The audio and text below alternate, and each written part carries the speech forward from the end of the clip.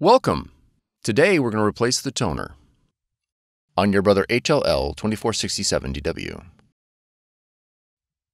This video will cover multiple models and operating systems. Even though your machine may not match the model on the screen, the overall process will be the same.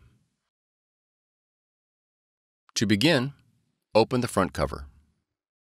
Allow the machine to cool for 10 minutes. Remove the drum and toner assembly and place it on scrap paper. Be careful not to touch the surface of the roller. Press the green lock lever to separate the drum and toner. Remove the replacement toner from the packaging. Remove the orange protective guard.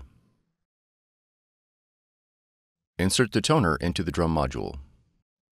Listen for the lever to click. Slide the green handle back and forth several times to clean the corona wire.